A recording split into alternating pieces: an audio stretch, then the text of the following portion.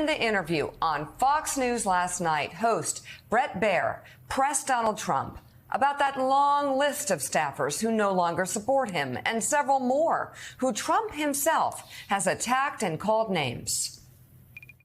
We put people in that were great, and we put people in that weren't.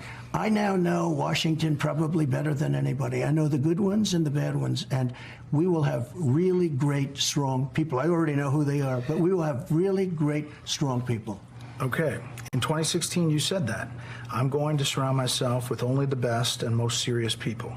Well, I did do that. This and we time, had tremendous. Look, we had the best economy we've ever had. This the world time has ever seen. Your Vice President, Mike Pence, is running against you. Yeah. Your Ambassador to the United Nations, Nikki Haley, she's running against you. Your former Secretary of State, Mike Pompeo, said he's not supporting you. You mentioned National Security Advisor John Bolton.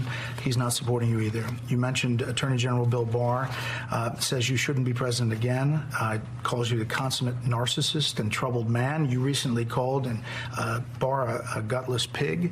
Your second Defense Secretary is not supporting you, called you irresponsible. This week, you and your White House called your White House Chief of Staff, John Kelly, weak and ineffective and born with a very small brain. You called your acting White House Chief of Staff, Mick Mulvaney, a born loser. You called your first Secretary of State, Rex Tillerson, dumb as a rock, and your first Defense Secretary, James Mattis, the world's most overrated general. You called your White House Press Secretary, Kayleigh Canadian, milquetoast, and multiple times you've referred to your Transportation Secretary, Elaine Chao, as Mitch McConnell's China-loving wife. So, why did you hire all of them in the first place? Because I hired 10 to 1 that were fantastic. We had a great economy. We had phenomenal people in charge of the economy. We had phenomenal people in the military. I'm not a fan of Milley, and I'm not a fan of certain of the television people. But I knocked out ISIS. I defeated ISIS. They said, Mattis, it would take 3 years, and I don't think we can do it. I did it in a period of like 4 weeks. There's a lot of people who praise you for your policies. I just said that. That's true. Well, I mean, you just went through a list. But don't forget, for every one you say, I had 10 that love us. Okay, there's so many things to get to there, and I just got to very quickly, before we go on. First of all, and this is what he does, and everybody lets it go. Mm-hmm. And when he was in the White House, people let it go. Even people on this network would say, well, yes, of course, the economy is the best it's ever been under Donald Trump. It's not. It's just not. He was 7th.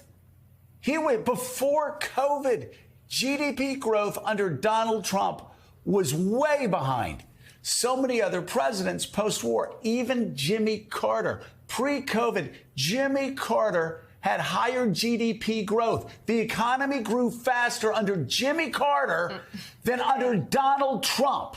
All right? So Republicans who attack Jimmy Carter all the time, no. Jimmy Carter did a better job on the economy than Donald Trump. It grew faster than him, as it did with several other presidents. So first of all, let's lay that lie to rest. And then the way he mismanaged COVID made him actually the worst president on the economy since Herbert Hoover. Let me say that again. By the numbers, by his acts and omissions, that's too kind. Donald Trump was the worst president on the economy since Herbert Hoover. This isn't data that you could look up from Trump administration and you mentioned websites. COVID. He knew COVID was coming. He knew it would kill tens of thousands of people. And so he what withheld the information. He lied. He lied. He withheld the information. It was murderous. And who got paid? Who paid for that economically? All of us did. Every American did. And people died. Millions of people died because of it. So that's one thing. Second thing, I defeated ISIS.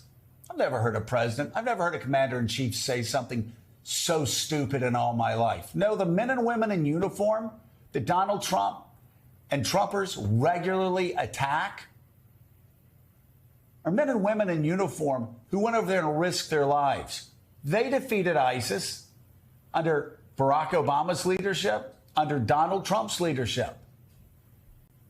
So again, that whole it's grotesque. It really is. It's un-American, and it explains why Donald Trump would think that it was his army, that they were like toy soldiers that he could play with, and they were his, and why he thinks nuclear secrets were also his. My military? No, Donald. No, Donald, not your military. It's America's military. And you didn't do anything. I held back. You didn't Thank do you. anything that Barack Obama didn't start, and that our men and